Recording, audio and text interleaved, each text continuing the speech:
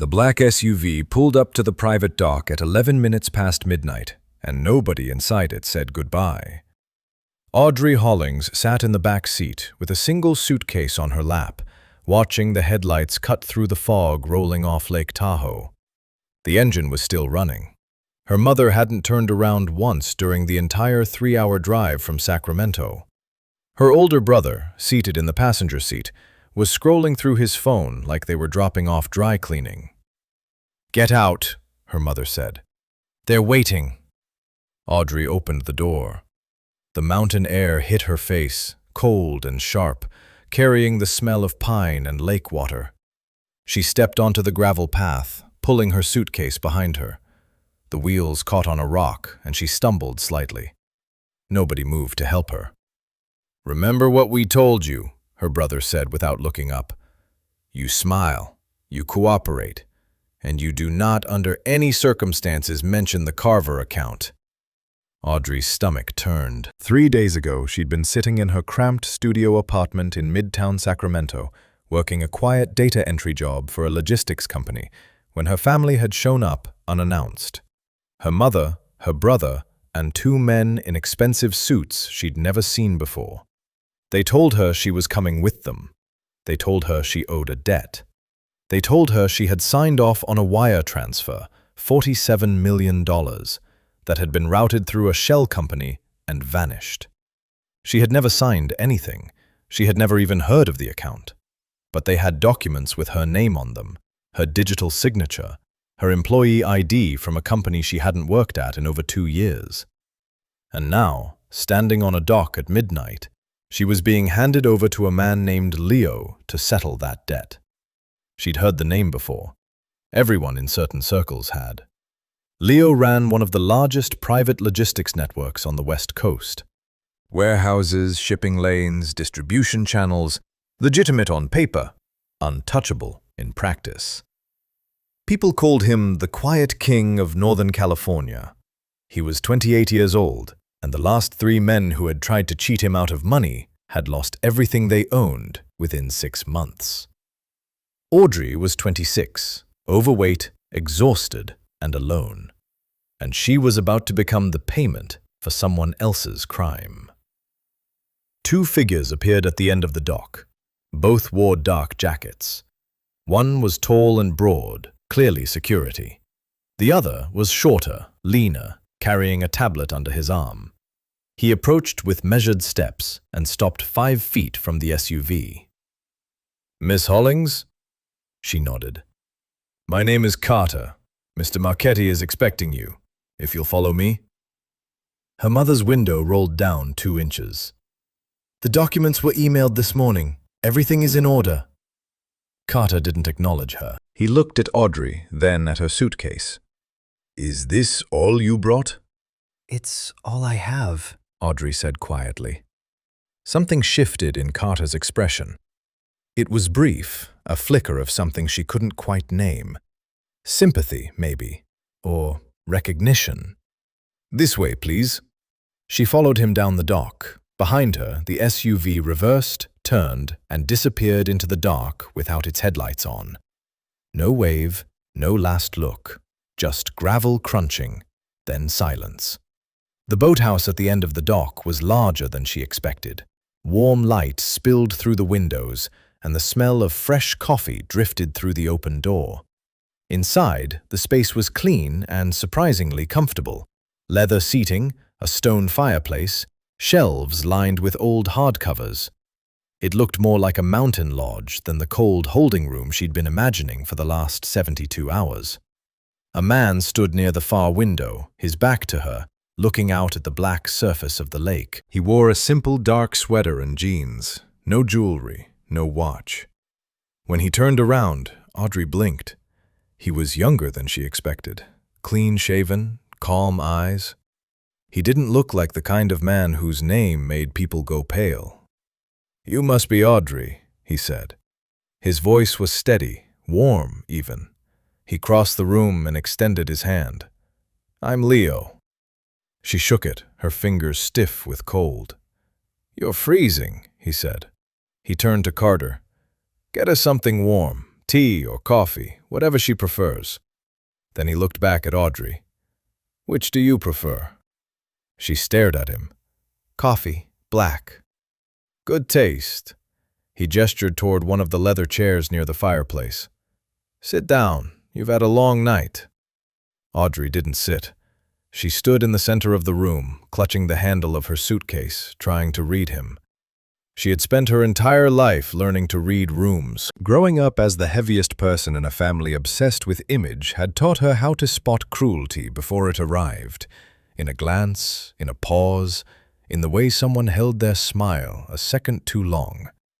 She couldn't find it in Leo. I know why I'm here, she said. You don't have to pretend. Leo tilted his head slightly. Pretend what? That this is normal. That I'm some kind of guest. She swallowed hard. My family sent me here because they owe you money. I know what I am. Leo studied her for a long moment. Then he walked to her suitcase, picked it up himself, and set it beside the chair. You're right about one thing, he said. Your family does owe me a significant amount of money. And yes, they sent you here as part of an arrangement I didn't ask for. He sat down across from her. But I want to be very clear about something, Audrey. You are not collateral. You are not currency.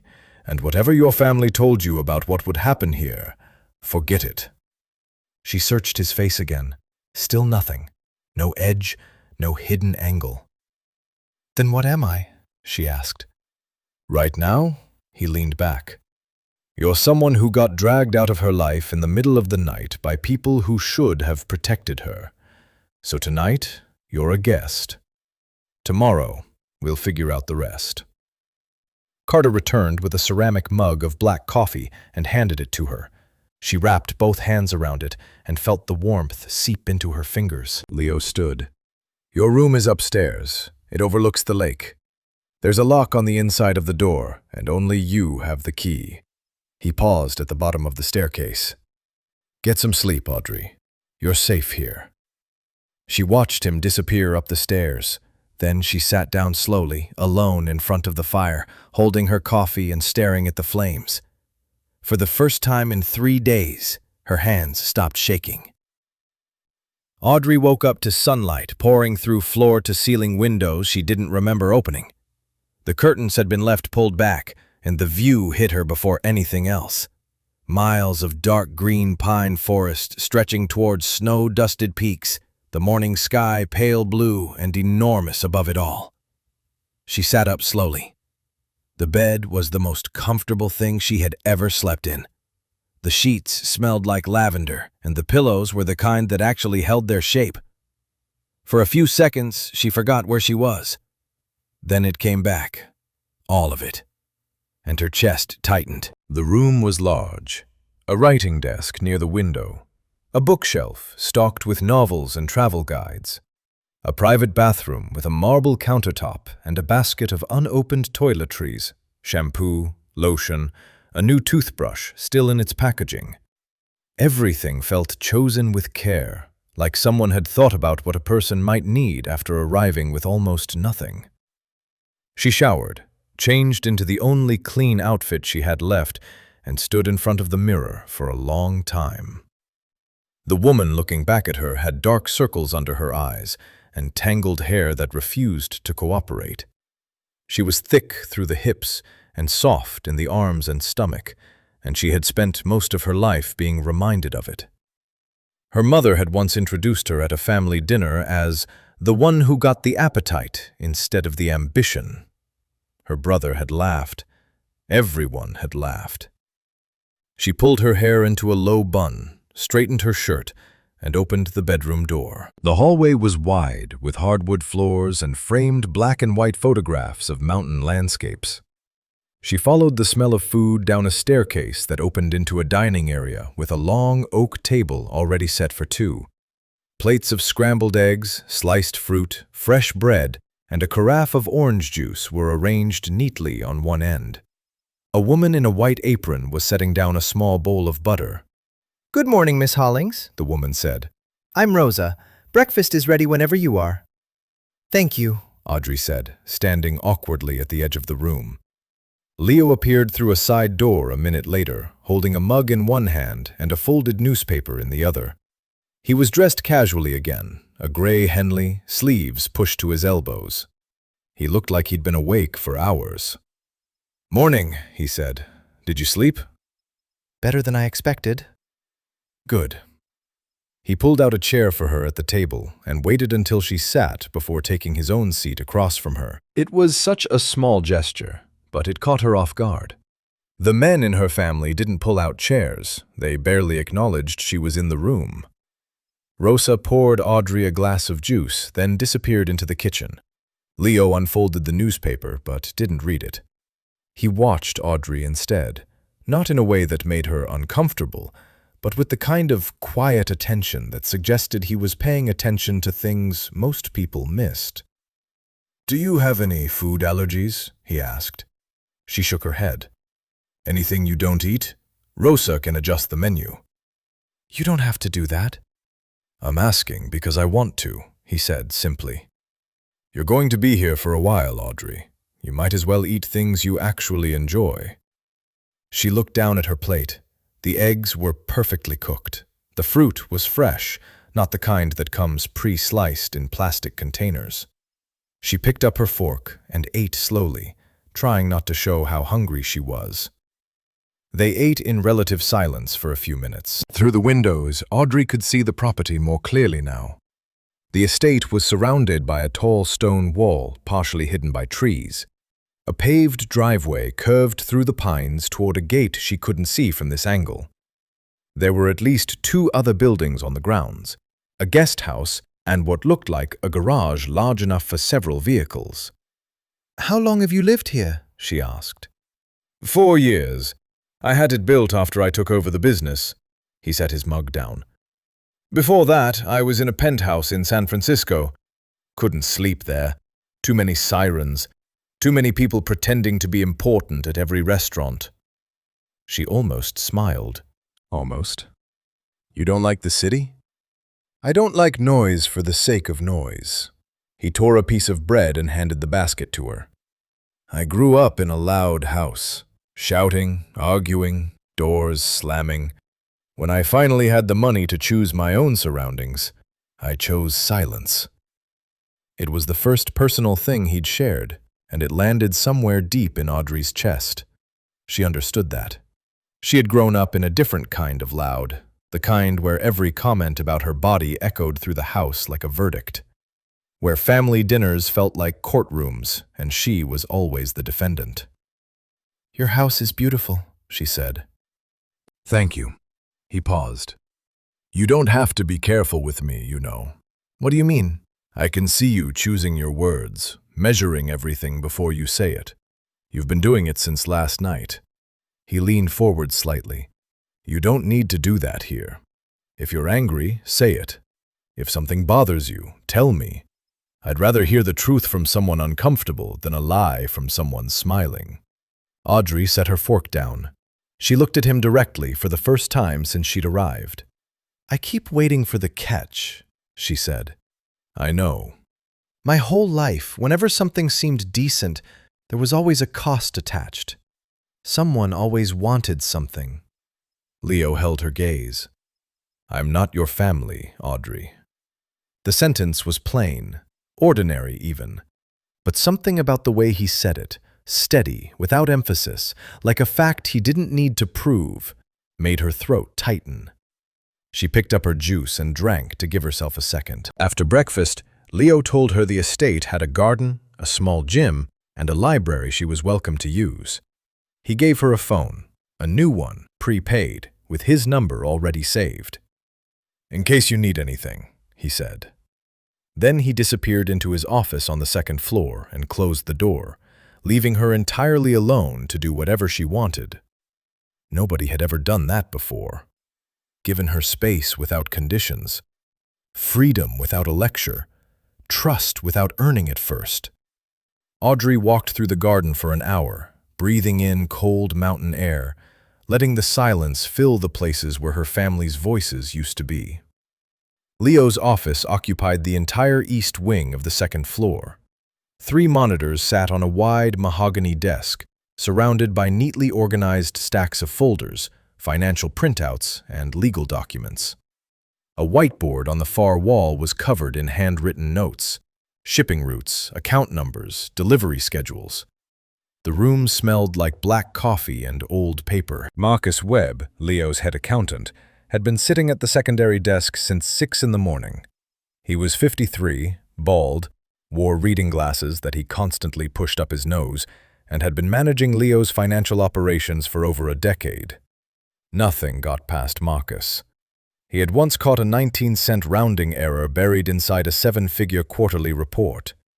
The man treated numbers the way surgeons treated organs, with absolute precision and zero tolerance for anything out of place.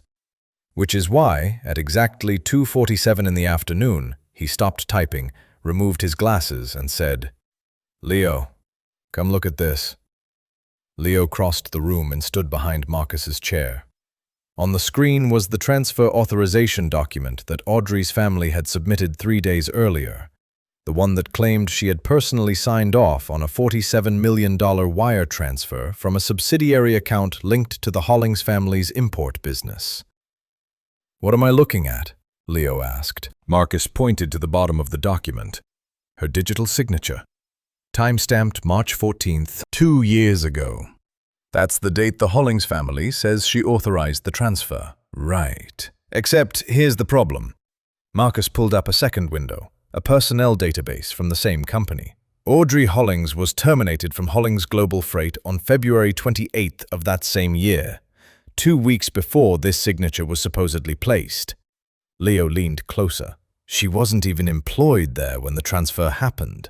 Correct. And it gets worse.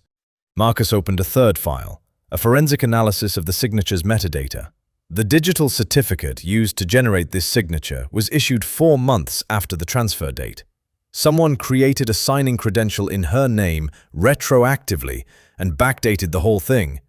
The encryption keys don't match the company's authentication system from that period. Whoever did this was sloppy.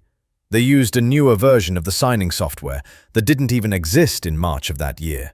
Leo straightened up and walked to the window. Outside, he could see the garden path below.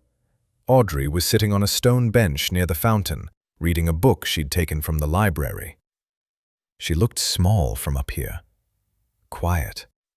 The kind of person who had learned to take up as little space as possible. "Pull the original ledgers," Leo said. "Everything tied to the Hollings accounts going back 5 years. Marcus was already typing. "I started pulling them an hour ago. There's more, Leo. The $47 million didn't just vanish into a shell company. I traced fragments of it through 3 offshore accounts. 2 of them are registered under names I recognize. One belongs to Audrey's brother, Gerald Hollings. The other is linked to a holding company her mother has been operating, under a different name since 2019. Leo turned from the window. They stole the money themselves. Every cent.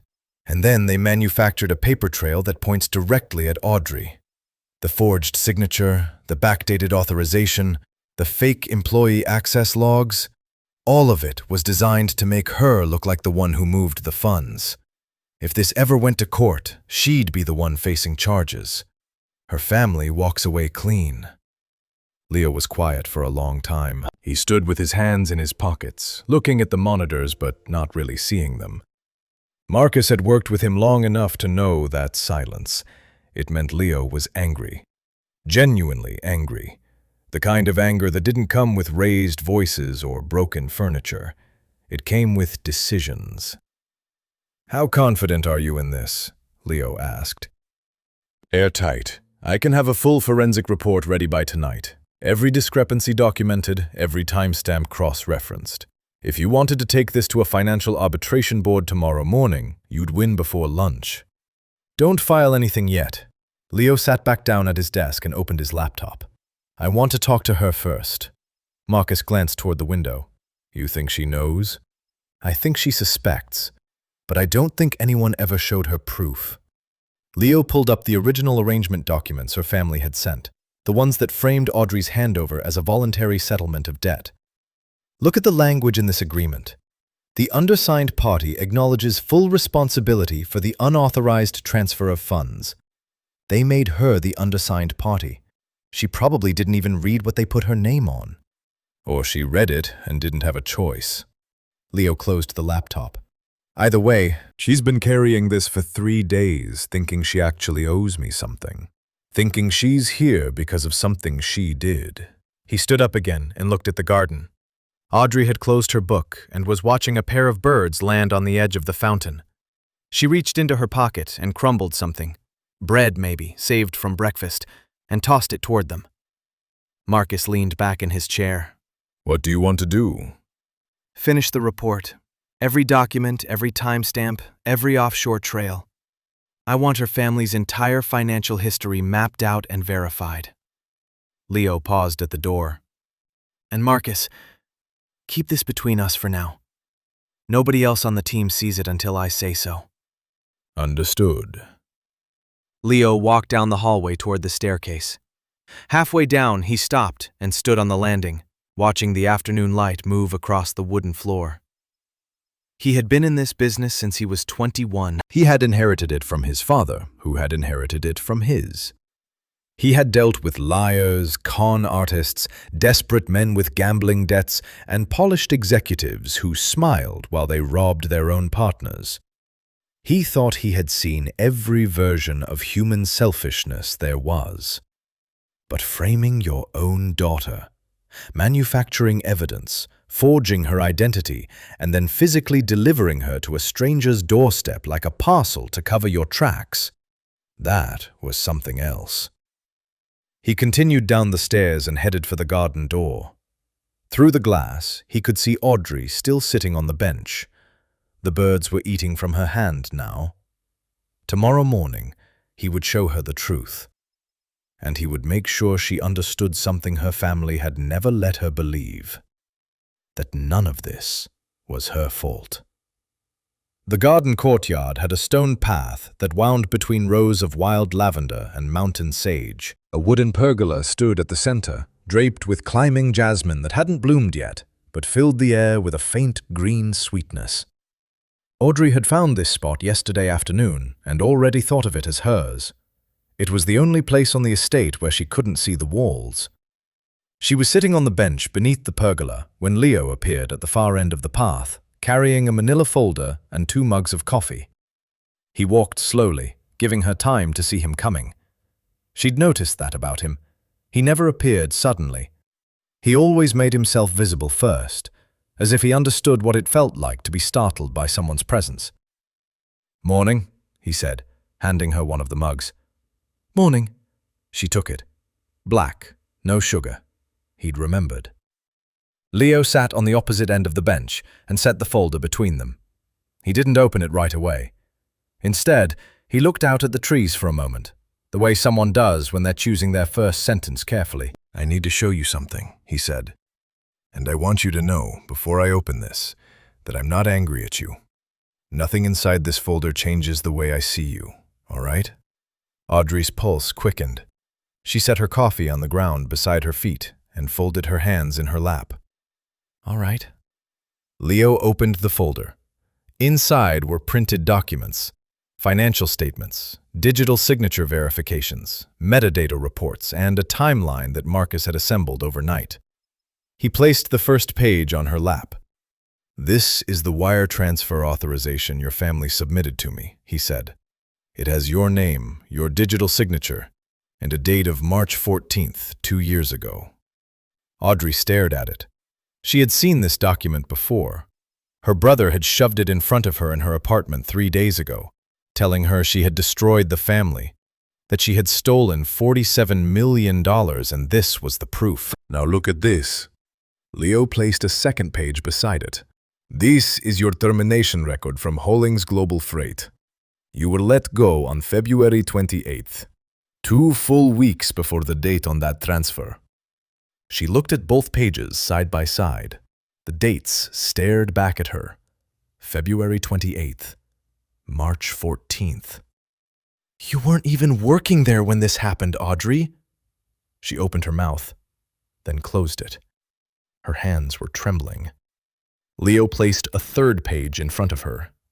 The digital signature on the authorization was generated using a software version that wasn't released until July of that year, 4 months after the supposed transfer.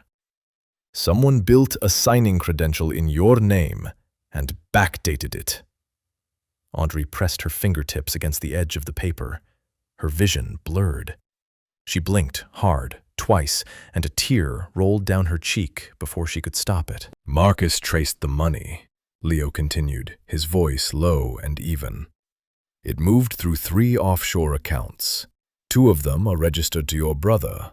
The third is connected to a holding company your mother has been running under a different name. Audrey let out a breath she hadn't realized she'd been holding. It came out shaky, broken, like something cracking open after being held shut too long. They stole it, she whispered. Yes. And they put my name on it. Yes. She wiped her face with the back of her hand. I knew the signature wasn't mine. I told them. I said I never signed anything. Gerald laughed. He said it didn't matter what I said because my name was already on the paperwork and nobody would believe me over the 3 of them. She swallowed. My mother told me to stop being dramatic and get in the car. Leo didn't say anything for a while. He let her sit with it. He didn't reach for her hand or move closer or say anything designed to comfort her. He just stayed where he was and let her breathe. How long have they been doing this? Audrey asked. Marcus is still going through the older records, but the offshore accounts were opened over 4 years ago. This wasn't a one-time decision. They've been building this for a while. And I was always going to be the one holding the bag. It looks that way. Audrey leaned forward and rested her elbows on her knees. She stared at the ground between her shoes. A ladybug was crawling across one of the stones, bright red against the gray, completely unaware of everything happening above it. My whole life, she said quietly, I thought they were ashamed of me because of how I looked, because I was heavy, because I didn't fit the image they wanted. But it wasn't just that, was it? They needed someone disposable, someone nobody would fight for, someone they could throw away and no one would ask questions. Leo's jaw tightened. That's what they counted on. They were right. I didn't fight. I got in the car. I came here. She sat up. I came here thinking I deserved this. You didn't deserve any of it. I know that now. She looked at him. Her eyes were red, her cheeks wet, but her voice had steadied. I know that now, because you're the first person who bothered to check. Leo gathered the documents and closed the folder. He placed it on the bench between them. This is yours, every page. Marcus made copies for our records, but the originals belong to you. If you ever want to pursue this legally, you'll have everything you need. What happens now? That depends on you, but I want you to know something. He turned to face her fully. Under this roof, nobody is going to use you. Nobody is going to make you carry blame for things you didn't do. And nobody, not your brother, not your mother, not anyone, is going to walk in here and take you anywhere you don't want to go. Audrey picked up her coffee from the ground. It had gone cold, but she held it anyway, just to have something warm shaped in her hands. You barely know me, she said. I know enough. They sat together in the courtyard for a long time after that. Neither of them spoke. The morning sun moved across the garden, warming the stone path and pulling the scent of sage into the air. Somewhere past the tree line, a woodpecker hammered against bark in a steady, rhythmic pulse. Audrey held the folder in her lap like something precious, like proof. And for the first time since her family had shown up at her apartment, she felt something unfamiliar settle into her chest. It took her a moment to recognize it. It was trust. The phone rang at 4:12 in the morning. Audrey knew the exact time because she had been lying awake, staring at the digital clock on the nightstand, turning the contents of that manila folder over in her mind for the third straight hour. Down the hall, she heard a door open and close. Footsteps. Leo's voice, low and quick, followed by Carter's. Then another voice she didn't recognize. Urgent, clipped, the kind of tone people use when something has gone wrong and there isn't time to soften it. She got out of bed and pulled on the sweater draped over the desk chair. By the time she opened her bedroom door, the hallway was bright with overhead lights, and Leo was standing at the top of the staircase with a phone pressed to his ear. "When did they file?" he said. A pause. "All of it? Every account?" Another pause, longer this time. His free hand gripped the banister. "Get Marcus on the line, now!" He noticed Audrey standing in her doorway and lowered the phone briefly. "Get dressed, pack everything you have. We're leaving in 20 minutes. "What happened?" "Your family happened." He turned back to the phone and walked downstairs. Audrey packed in under 10 minutes. She didn't have much. The single suitcase she'd arrived with, the prepaid phone Leo had given her, and the manila folder of documents she had kept on the nightstand within arm's reach since yesterday. She zipped the suitcase, put on her shoes, and went downstairs. The estate was alive with movement. Carter was in the foyer, speaking into a radio. Two men Audrey hadn't seen before were carrying equipment cases out through the front door. Rosa was in the kitchen, packing food into a cooler with calm, practiced efficiency, like this was something she had done before. Leo came out of his office holding a laptop bag and a second phone. He looked at Audrey, and his expression softened for a fraction of a second before snapping back to business. "Your family filed a series of emergency financial motions 6 hours ago," he said. "They're trying to liquidate every asset tied to Hollings Global Freight. Real estate, vehicles, investment portfolios, everything. They're also attempting to freeze 3 accounts that are linked to your name." "Accounts I don't even have access to." "Exactly. That's the point. If those accounts get frozen with your name attached, it creates a legal paper trail that connects you directly to the missing 47 million. It makes you look like you're trying to hide the money." Audrey felt the floor tilt beneath her. "They're still framing me, even now." "They're covering their exit. Marcus intercepted a communication an hour ago. Your brother booked 3 one-way tickets to Dubai for tomorrow evening. Your mother sold the Sacramento house through a private buyer 2 days ago. They've been planning to run since before they dropped you here." The realization hit Audrey like ice water. They hadn't just sent her to Leo to settle a debt. They had sent her to keep her contained, to park her somewhere remote while they dismantled every trace of their operation and disappeared. She was the decoy, the scapegoat left behind to absorb the legal fallout, while her family vanished into a country with no extradition agreements. "Where are we going?" she asked. "San Francisco. I have a secure residence there and direct access to the financial infrastructure we need to get ahead of this." Leo handed her a jacket from the coat rack. "The mountain is too isolated. If they send someone here, lawyers, investigators, anyone, I want you somewhere defensible with witnesses and documentation, not sitting in a forest where things can be buried quietly." A black SUV pulled up to the front entrance. Carter opened the rear door and loaded the cooler and bags into the trunk. Leo walked Audrey out into the cold, pre-dawn air. The sky was still dark, heavy with stars, and their breath formed thin clouds that dissolved almost instantly. They drove for 40 minutes through winding mountain roads until they reached a private airstrip outside Reno.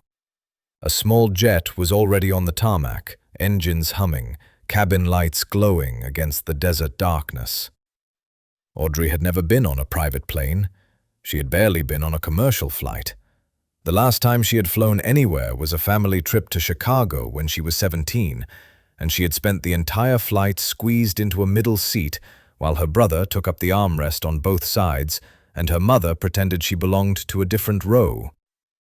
Leo guided her up the steps. The interior was clean and modern. Cream leather seats, a narrow aisle, a small table between the front-facing chairs. Carter took a seat near the back. Leo sat across from Audrey and buckled in. "There's food in the cooler if you're hungry," he said. "Rosa packed enough for 3 meals. Audrey wasn't hungry. Her stomach was knotted tight and her mind was racing. She looked out the oval window as the jet taxied down the runway and lifted into the air. The lights of Reno tilted and shrank beneath them, then disappeared under a blanket of clouds. "Leo," she said quietly once they had reached cruising altitude. He looked up from his laptop. "Why are you doing this?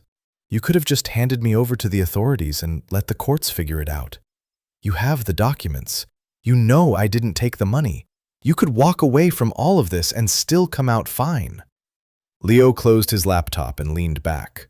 The cabin was dim, lit only by the reading lamp above his seat and the faint blue glow of the instrument panels near the cockpit. "Because walking away is what your family expected me to do," he said. "They expected me to either punish you or lose interest and toss you aside. Either way, you'd end up alone, carrying their mess with nobody in your corner." He paused. "I don't do what people expect me to do, Audrey, especially when those people are counting on me to be as heartless as they are." She held his gaze for a long moment. Then she looked down at her hands, resting on the manila folder in her lap. "Thank you," she said. "Don't thank me yet. We've got a lot of work ahead." The jet flew west through the dark. Below them, the Sierra Nevada mountains passed like a spine of ancient stone, and somewhere on the other side, San Francisco waited, with its lights and its noise, and the beginning of a fight Audrey had never imagined she'd be brave enough to face. The penthouse occupied the entire top floor of a 40-story building in the financial district. Floor-to-ceiling windows wrapped around 3 sides, offering an unbroken view of the Bay Bridge, Alcatraz, and the Pacific fog crawling over the hills of the Presidio. The furniture was modern and minimal, dark tones, clean lines, everything designed to feel functional rather than decorative. Audrey stood at the living room window on their first evening there, watching the city shift from gold to violet as the sun dropped behind the horizon. She had never seen San Francisco from this height. The streets below looked orderly from up here, quiet almost, though she knew they were anything but. Somewhere down there, people were rushing home from work, arguing over parking spots, picking up takeout, living their ordinary lives. She envied them in a way she hadn't expected. Leo had spent most of the day in the penthouse's dedicated office, a glass-walled room at the end of the hallway with 3 monitors, a secure phone line, and a conference speaker the size of a dinner plate. She could hear him through the door, his voice steady and deliberate as he moved through call after call. Shipping schedules, distribution confirmations, warehouse inspections in Portland and Los Angeles. He managed a logistics empire that spanned the entire West Coast, and he did it the way a conductor leads an orchestra, with precision, timing, and an awareness of every moving part. Carter had set up in the second bedroom, converting it into a makeshift security station, with a laptop, 2 radios, and a direct feed from the building's surveillance system. Rosa had stayed behind at the Mountain Estate, but the penthouse kitchen was fully stocked, and a local chef had dropped off prepared meals in labeled containers that filled the entire refrigerator. By 7 o'clock, the calls had stopped. Leo emerged from the office with his sleeves rolled up, and a look on his face that sat somewhere between tired and thoughtful. He found Audrey still standing at the window. "Hungry?" he asked. "Getting there." He opened the refrigerator and pulled out 2 containers, grilled salmon, roasted vegetables, wild rice. He plated everything himself, refusing Audrey's offer to help, and carried both plates to the small table on the balcony. The night air was cool and damp, carrying the distant sound of foghorns and the hum of traffic from the Embarcadero below. They ate in silence for a few minutes. Audrey noticed that Leo ate simply, without rushing, and that he always waited until she had taken her first bite before starting his own. It was a small thing, the kind of thing a person does without thinking when they've been taught how to share a table with someone they respect. "Can I ask you something?" Audrey said. Go ahead. How did you end up running all of this? You said you inherited the business, but you were 21. That's young to take over something this large. Leo set his fork down and leaned back in his chair. The lights of the Bay Bridge reflected off the water behind him in long, trembling lines. My father built the logistics network from scratch. Started with a single warehouse in Oakland when he was 30. By the time I was a teenager, he had operations in 6 states. Leo's voice was even, but there was a weight to it that came from somewhere deeper than the words. He was a serious man, disciplined. People respected him because he kept his word, even when it cost him. What happened to him? He got sick, the kind of thing that takes its time. I watched him run the business from a hospital bed for nearly a year before he finally asked me to take over. Leo picked up his glass of water. I was a junior at Stanford, had plans to study architecture, design buildings, travel, live a completely different kind of life. That ended on a Tuesday afternoon when he handed me a set of keys and a list of names and told me the people on that list depended on us for their livelihood. So you dropped everything? I dropped everything, moved back to Oakland, sat in my father's office, and learned every part of the operation from the ground up. Shipping routes, payroll systems, vendor contracts, warehouse logistics. I didn't sleep more than 4 hours a night for 2 years. Audrey watched his face as he spoke. There was no self-pity in it, no bitterness. He was telling her facts about his life the same way he might describe a road he had driven. This is where it turned. This is where it climbed. This is where the pavement got rough. Do you miss it? She asked. The life you were going to have? Sometimes. I still sketch buildings when I can't sleep. A faint smile crossed his face, brief and real. But I've made peace with where I am. The people who work for me have families. They have mortgages and kids in school and parents who need care. That matters more than anything I would have drawn on a blueprint. Audrey looked out at the skyline. You're different from what I expected. What did you expect? Someone loud. Someone who needed everyone in the room to know he was the most powerful person there. That's what every wealthy man in my family was like. They walked into a room and the first thing they did was make sure everyone felt smaller. Leo shook his head. That's not power. That's insecurity with a good tailor. Audrey laughed. It surprised her. A real laugh. Unguarded. The kind that comes out before you can decide whether to let it. Leo looked at her when she did, and something in his expression shifted. It was subtle. A softening around the eyes. A slight tilt of the head, as though he was seeing something he hadn't noticed before. You have a good laugh, he said. You should use it more. She looked away, feeling heat rise in her cheeks. Haven't had much reason to lately. I know. He picked up his fork again. We'll work on that. They finished dinner as the fog swallowed the last of the skyline. The city disappeared piece by piece, first the hills, then the towers, then the bridge, until the only visible lights were the ones directly below them, glowing soft and orange through the mist. Audrey cleared the plates despite Leo's protests and washed them in the kitchen sink while he made 2 cups of tea. They sat in the living room afterward, not talking much, just existing in the same space with the kind of ease that usually takes years to build. Before she went to bed, Audrey paused in the hallway and looked back at Leo, who was standing at the window where she had stood earlier, gazing out at the fog. Leo. He turned. I'm glad you didn't do what they expected. He held her gaze for a moment, then nodded once, slow and certain. She went to her room, set the manila folder on the nightstand, and fell asleep faster than she had in weeks. The conference room was on the 38th floor of a glass tower on Montgomery Street.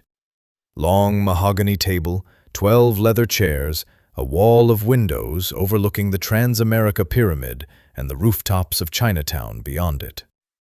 The room smelled like fresh paper and expensive cologne, and the air conditioning was set low enough to keep everyone alert and slightly uncomfortable. Audrey had never been inside a building like this. She had worked in cubicles and back offices her entire career, processing invoices and reconciling spreadsheets in rooms with fluorescent lighting and vending machines that ate your quarters. Walking through the marble lobby that morning, past security guards and reception desks and men in suits who looked like they had been born in those chairs, she had felt every ounce of her otherness pressing down on her. Leo had noticed. In the elevator on the way up, he had leaned toward her and said, "You know more about their finances than anyone in that room. Remember that." Now she sat at the conference table, 3 seats from the head, with the manila folder open in front of her and Marcus seated to her left. Leo sat directly across from the panel, 5 neutral arbiters appointed by the Financial Oversight Committee that governed joint business ventures between Leo's network and 3 of the families he did business with, including the Hollings. The arbiters were all professionals. 2 forensic accountants, a retired financial crimes prosecutor, a corporate attorney, and a compliance officer from one of the West Coast's largest banking groups. They had been selected specifically because they had no personal ties to either party. Gerald Hollings was not in the room, neither was Audrey's mother. They had sent legal representation instead. A sharp-looking attorney named David Farris, who wore a navy suit and a silk tie and had the kind of smile that never quite reached his eyes. He sat at the far end of the table with a briefcase and a tablet, looking supremely confident. The lead arbiter, a woman in her 60s named Dr. Patricia Chen, opened the session. This hearing has been convened to examine disputed financial claims between the Marchetti organization and the Hollings family, specifically regarding a $47 million wire transfer and the individual accountability attached to it. Mr. Farris, you represent the Hollings family's interests? I do, Farris said smoothly. And I'd like to state for the record that my clients maintain full confidence in the documentation they've submitted. The transfer was authorized by Audrey Hollings, a former employee of Hollings Global Freight, and the evidence is clear. Dr. Chen turned to Leo. Mr. Marchetti, you've requested this hearing to challenge that claim? I have, Leo said. And I'd like to turn the floor over to my forensic team, beginning with Miss Hollings herself. Farris blinked. Miss Hollings is presenting? She is. A murmur passed through the room. Farris glanced at his tablet, then back at Audrey, as if recalculating something he had already solved in his head. Audrey stood. Her legs felt unsteady for the first few seconds, but she gripped the edge of the table and breathed. She had rehearsed this with Marcus for 3 hours the night before, going over every page, every number, every timestamp, until the data felt like her own pulse. I'd like to direct the panel's attention to the authorization document submitted by the Hollings family, she said, her voice clear despite the tightness in her chest. She placed the first printed page on the table and slid copies toward the arbiters. This document carries my digital signature and a date of March 14th. It claims I authorized the transfer while employed at Hollings Global Freight. She placed the second document beside it. This is my termination letter from the same company, dated February 28th. I was let go 2 weeks before the transfer allegedly took place. I had no access to company systems, no signing authority, and no active credentials after that date. The compliance officer leaned forward and examined both pages. Farris shifted in his seat. Now, Audrey continued, I want to show you something that requires a bit of technical context. She turned the laptop Marcus had set up so the screen faced the panel. Hollings Global Freight uses a proprietary accounting platform called Ledger Vault. I worked with this system for 3 years. Every digital signature generated through Ledger Vault is encrypted with a version-specific certificate that corresponds to the software build active at the time of signing. She pulled up the metadata report. The signature on the authorization document was generated using Ledger Vault version 4.2. That version was not released until July of that year, 4 full months after the transfer date.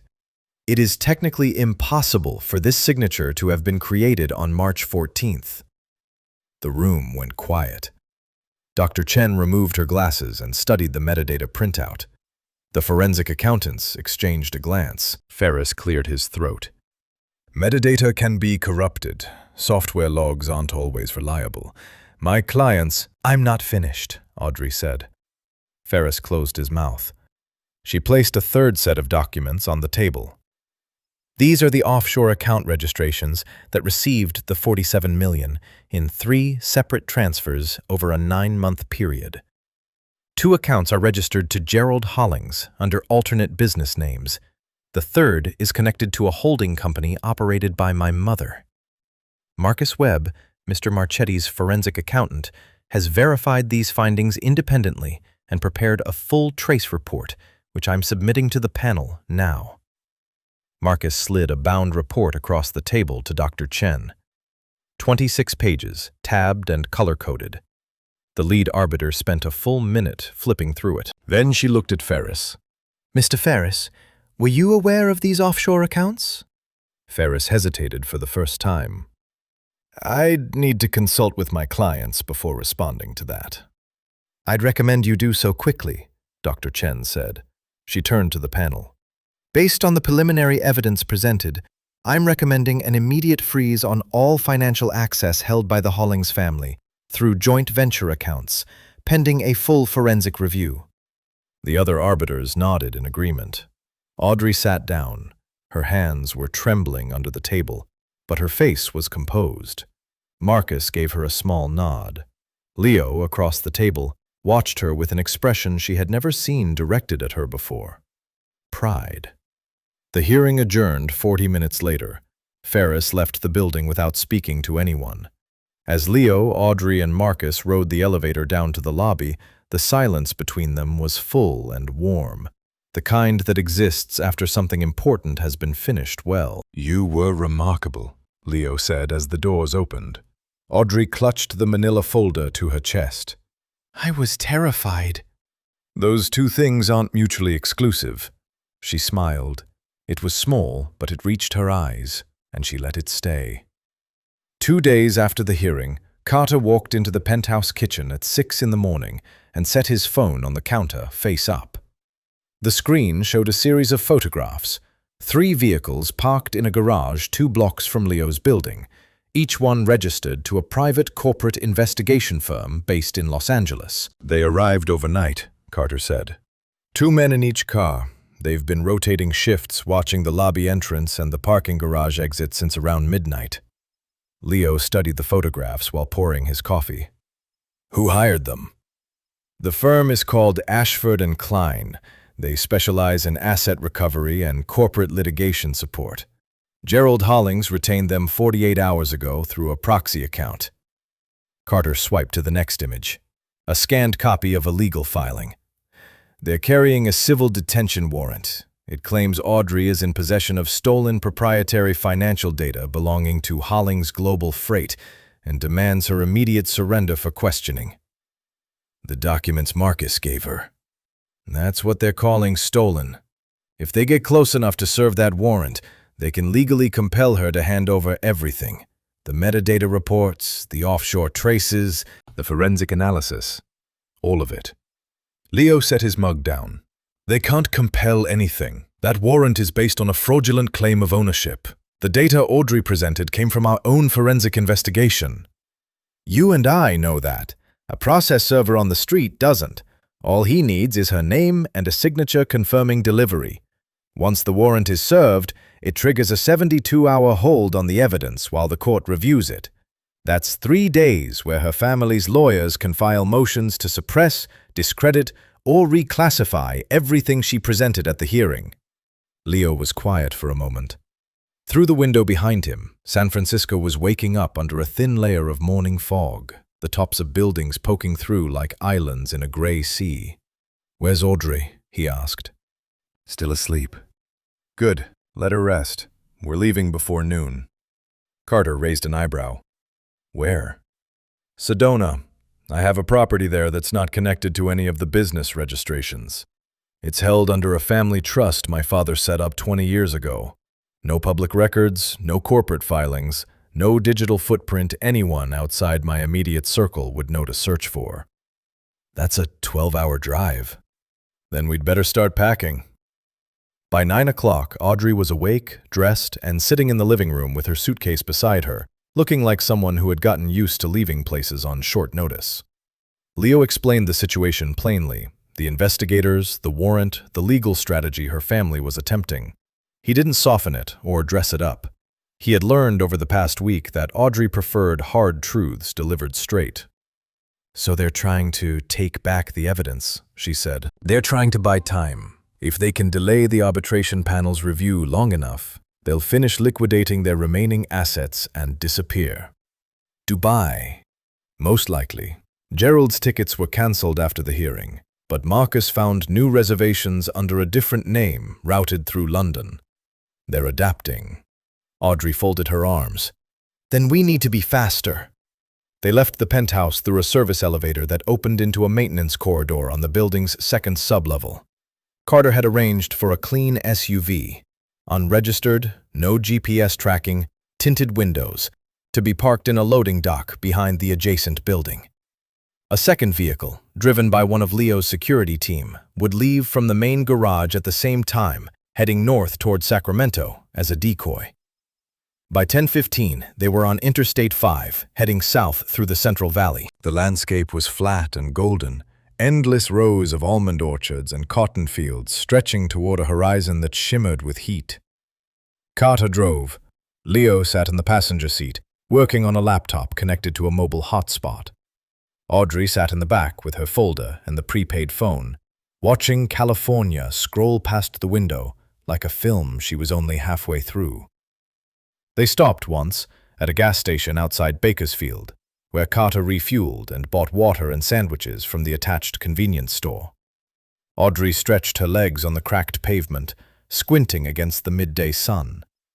The air smelled like diesel and dry grass. A truck driver at the next pump glanced at her, then at the SUV, then looked away. She got back in the car, and they kept moving. Somewhere past Barstow, the desert opened up, vast and orange and ancient, the kind of landscape that made everything human feel temporary. Leo closed his laptop and turned around in his seat. "You holding up okay?" "I'm fine," she said. Then, after a pause, "Actually, can I ask you something?" "Always." "If my family disappears, if they make it to London or Dubai or wherever they're headed, does any of this matter? The documents, the hearing, the forensic reports, if they're gone, who holds them accountable?" Leo considered the question. "The arbitration panel's ruling carries weight regardless of where your family ends up. Once the freeze on their accounts is formalized, their assets become recoverable through international financial agreements. They can run, but they can't spend. And every day they stay hidden, the legal case against them strengthens." "So it's a siege?" "It's a siege, and we have more patience than they have runway." Audrey leaned her head against the window. The glass was warm from the sun. "I never thought I'd be the kind of person who sits in a conference room and takes apart a financial fraud. I spent most of my life being told I wasn't smart enough to understand the family business." "They told you that because you were smart enough to unravel it," Leo said. "They knew. That's exactly why they kept you out." She looked at him. The late afternoon light caught the side of his face, and she noticed for the first time how tired he looked. He had been carrying this alongside her for over a week, organizing security, managing his own business, planning 3 steps ahead of people who wanted to bury them both. And he hadn't complained once, hadn't asked for gratitude, hadn't reminded her of what any of it was costing him. They crossed into Arizona as the sun began to set. The desert turned red, then purple, then deep blue. By the time they reached the outskirts of Sedona, the sky was full of stars, and the red rock formations rose around them like cathedral walls carved by something older than memory. Carter pulled through an unmarked gate onto a private road lined with juniper trees. At the end of it, tucked against the base of a sandstone cliff, a low-slung adobe house waited with its porch lights on. "Home for now," Leo said. Audrey stepped out of the car and stood still, looking up at the stars. She had never seen so many. The Sedona house was different from the mountain estate and the San Francisco penthouse. It was smaller, warmer, built from natural materials that made it feel like it had grown out of the landscape rather than been placed on top of it. Adobe walls the color of terracotta, wooden ceiling beams darkened with age, tile floors that stayed cool even when the afternoon sun turned the desert outside into a furnace. Every window framed a different view. Red cliffs to the east, juniper forest to the west, and a sky so wide it made Audrey dizzy if she looked at it too long. She had been here for 24 hours, and for the first time since that midnight phone call at the mountain estate, the tightness in her chest had loosened enough for her to take a full breath.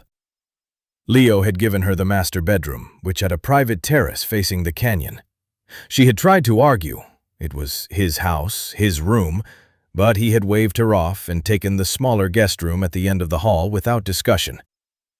Carter set up in the front room near the entrance, keeping his usual watch, though the property felt so isolated that the only intruders they were likely to encounter were coyotes and jackrabbits.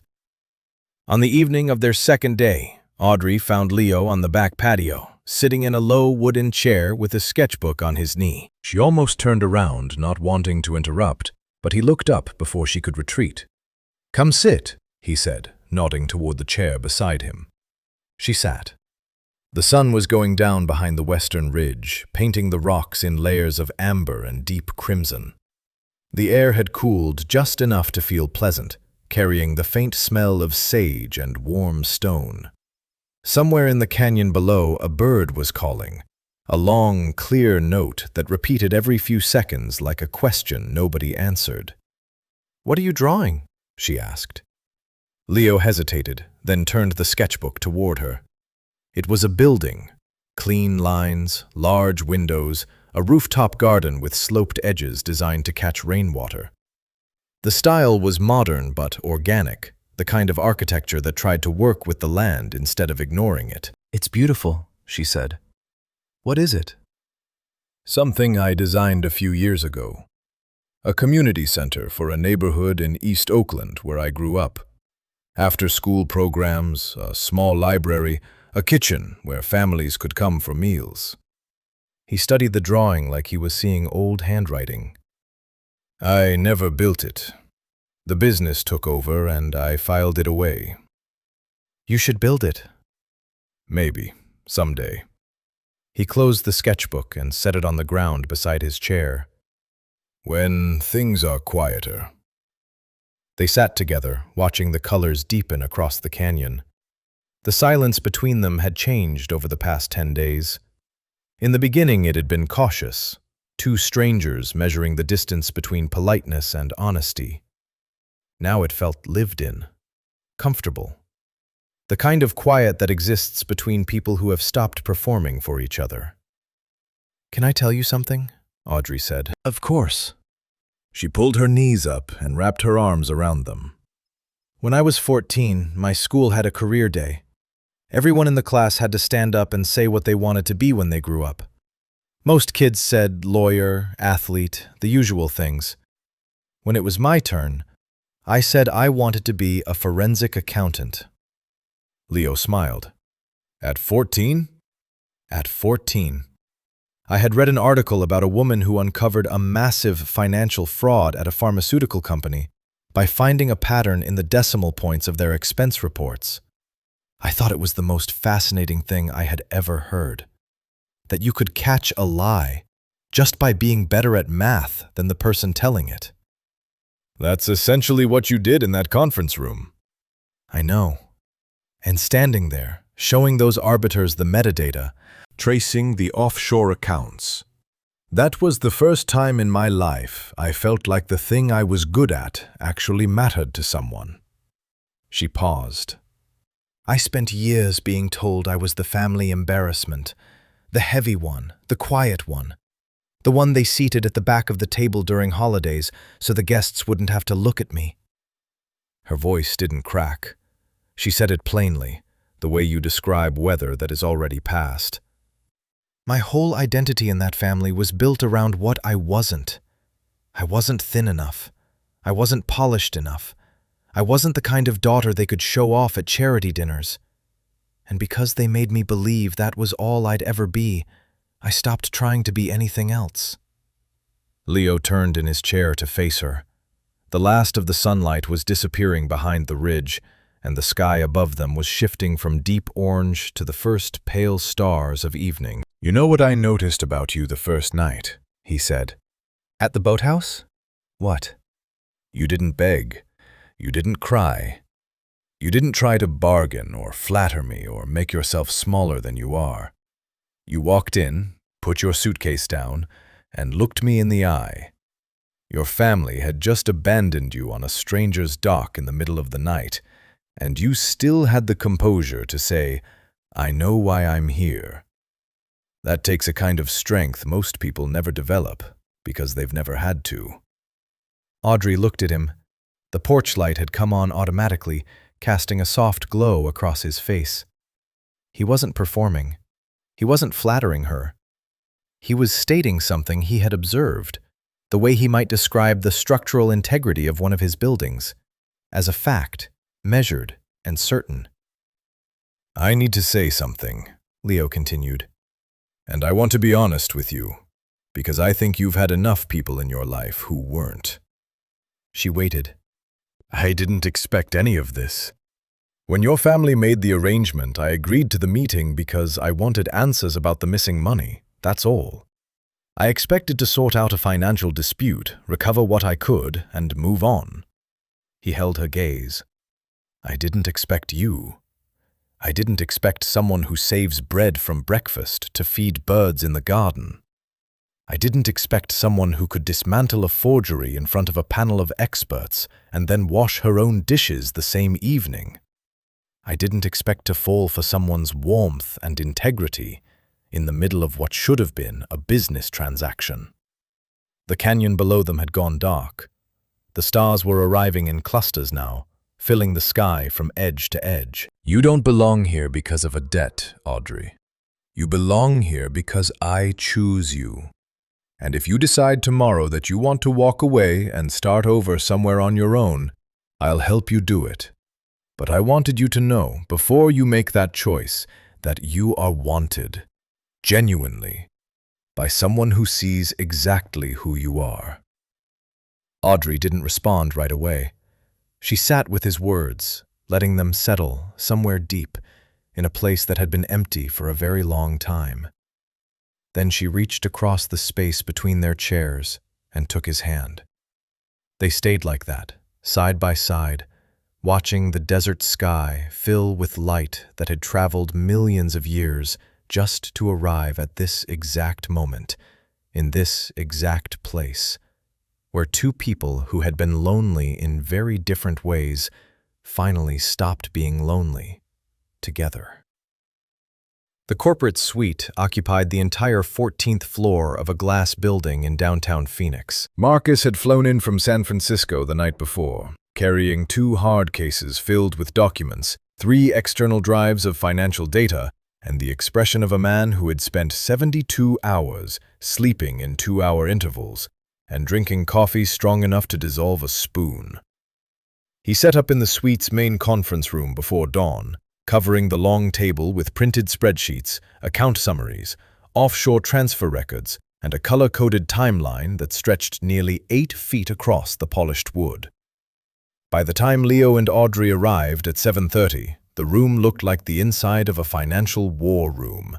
Every surface covered in evidence, every wall pinned with charts and routing diagrams that mapped the Hollings family's money trail across 4 countries and 9 shell corporations.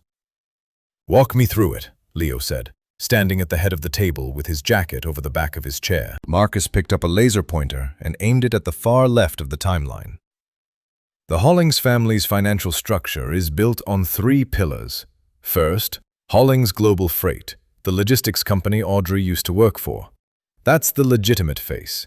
Import-export, warehousing, customs brokerage. Revenue last year was around 92 million. He moved the pointer to the center.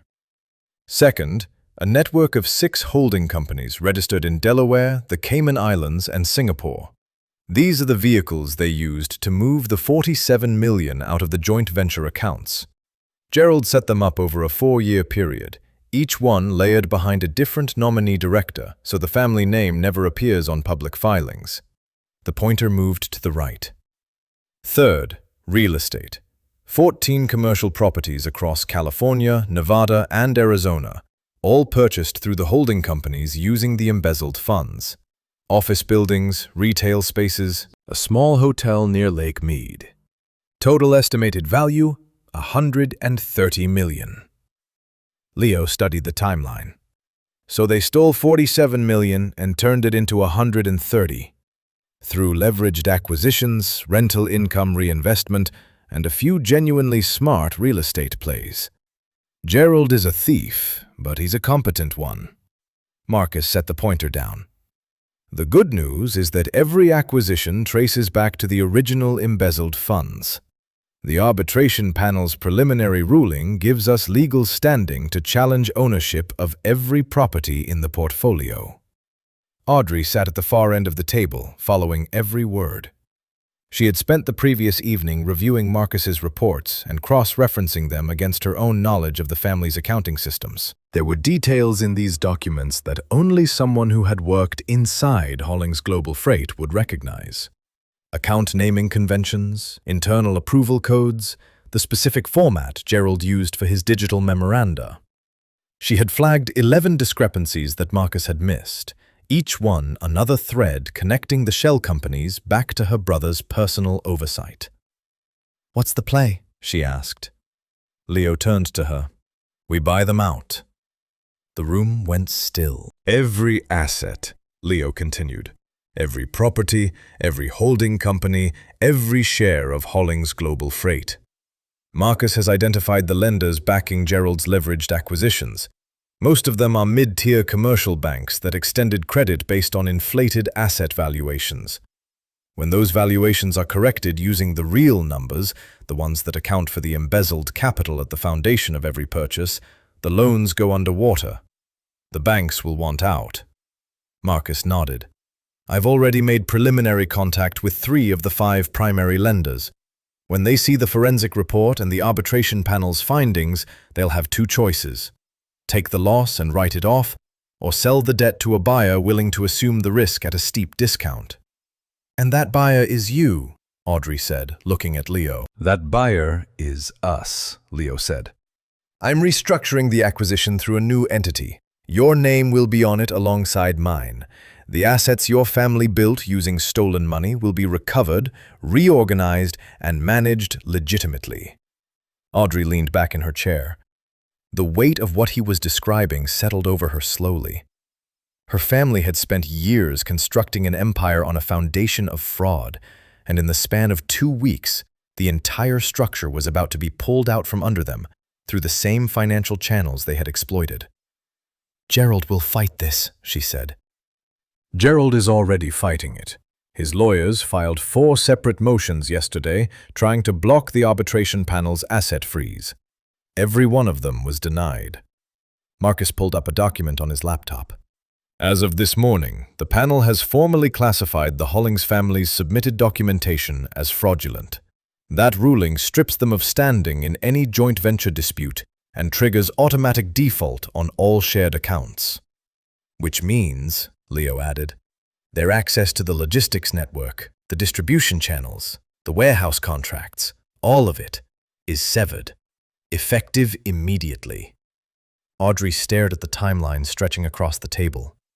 4 years of theft, manipulation, and careful construction. Shell companies layered behind shell companies. Her name forged on documents she had never seen. Her life reduced to a line item in someone else's scheme. And now, spread across this table in Phoenix, every piece of it was exposed. "There's one more thing," Marcus said. He opened a folder and placed a single printed page in front of Audrey. "This morning, the Hollings family's attorney, David Ferris, filed a motion to withdraw from representation. He cited irreconcilable differences with his clients, which, in legal terms, means he saw the forensic report and realized he'd been lied to. Without counsel, Gerald and your mother have no legal representation in any active proceeding.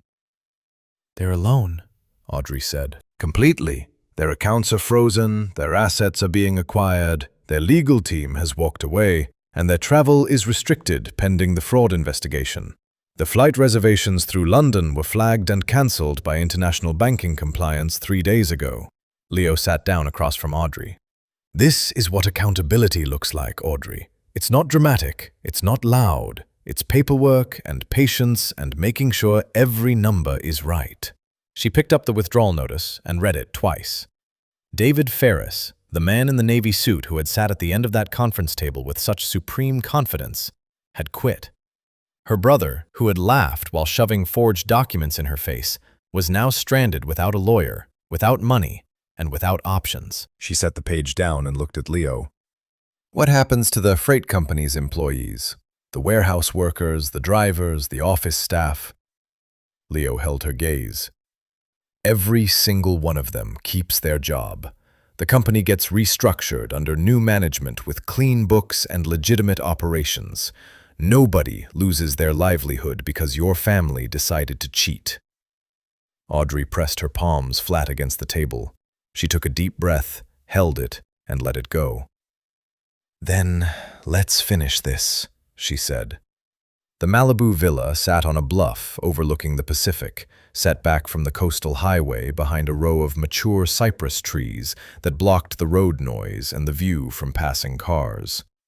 The house was low and wide, built from pale stone and weathered wood, with a wraparound terrace that extended over the cliff's edge like the prow of a ship. Below it, the ocean stretched out in every direction. Gray-blue near the shore, deepening to indigo at the horizon, where the water met the sky in a line so clean it looked drawn with a ruler. Audrey had been here for 3 days, the longest she had stayed anywhere since the night her family dropped her at that dock on Lake Tahoe 15 days ago. 15 days. It felt like a year. It felt like a different lifetime lived by a different person who happened to share her name. The legal proceedings had concluded 2 days earlier. Marcus had filed the final acquisition documents from the Phoenix Suite, transferring ownership of the Hollings family's entire asset portfolio into the new entity Leo had established. 14 commercial properties, 6 holding companies, and the controlling interest in Hollings Global Freight. All of it now under legitimate management, audited, restructured, and clean. The employees had been notified. Payroll continued without interruption. Warehouse operations in Oakland, Portland, and Los Angeles resumed under new oversight within 24 hours of the transfer. Gerald Hollings and their mother had been served formal notice of the fraud findings by the arbitration panel. Their personal accounts remained frozen. Their passports had been flagged through financial compliance channels tied to the international banking agreements Marcus had referenced. They were still in the country, somewhere in Southern California, according to Carter's sources, living in a rented apartment in Pasadena with whatever cash they had managed to keep in physical form. No lawyers, no allies, no empire. Audrey hadn't spoken to either of them. She didn't plan to. On the morning of the 3rd day in Malibu, she woke early and walked out to the terrace with a mug of coffee.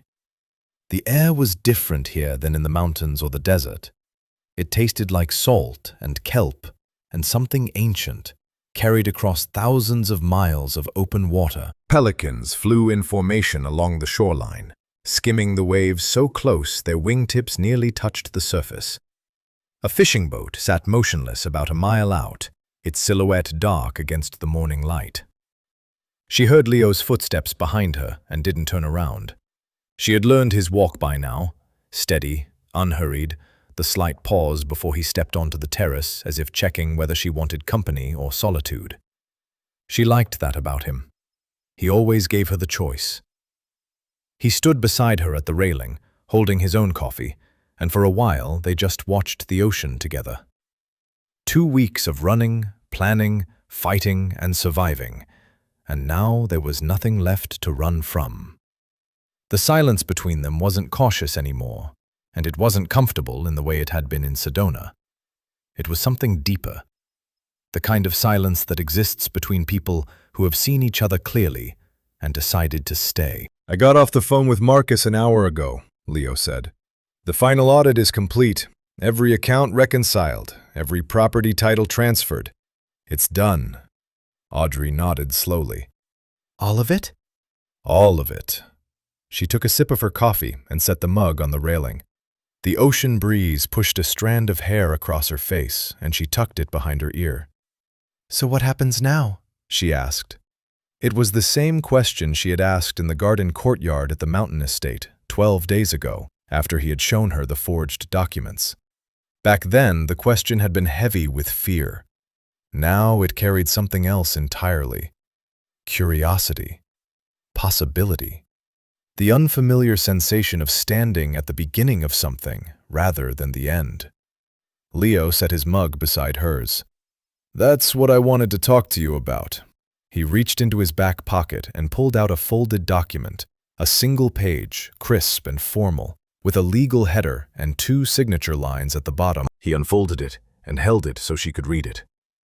It was a partnership agreement. Co-management of the entire Marchetti Logistics network and all associated holdings, including the newly acquired Hollings assets. Equal authority, equal ownership, equal standing in every decision, every strategy, every direction the business would take from this day forward. Her name was already printed on the first signature line. I had this drawn up yesterday, Leo said. I want you beside me, running this, building something real with the wreckage your family left behind. He paused. You know these systems better than anyone. You understand the freight operations, the financial structures, the accounting platforms. You took apart a multi-million-dollar fraud in a conference room full of experts using nothing but your knowledge and a stack of printouts. I've watched you work, Audrey. I've watched you think. And I'm telling you, as someone who has managed this business alone for 7 years, I don't want to do it alone anymore. Audrey read the document twice. Every clause was clean, straightforward, written in language that left no room for ambiguity or hidden conditions.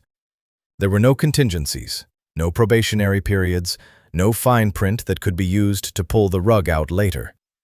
It was exactly what it appeared to be, an equal seat at the table, offered without reservation.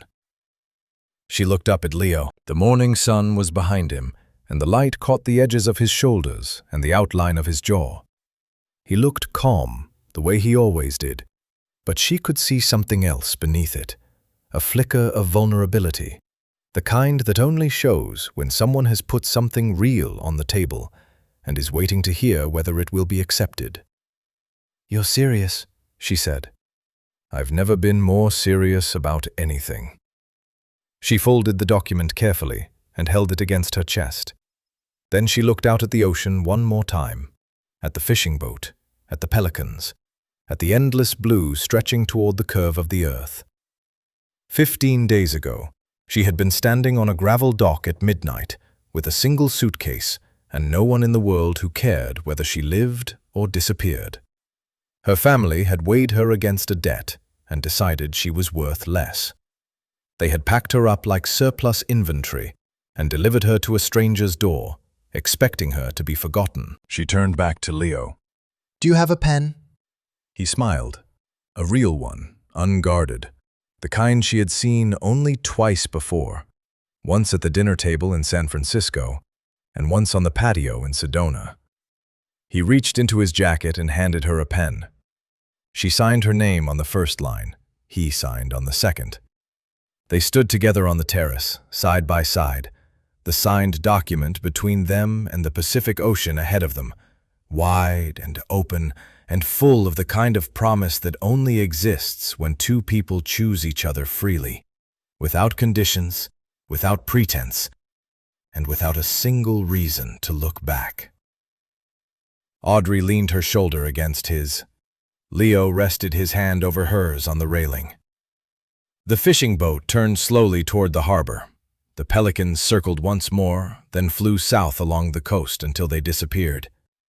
The morning fog lifted, and the sun came through clean and warm, lighting up the water in 1,000 shades of blue. For the first time in her life, Audrey Hollings was exactly where she belonged.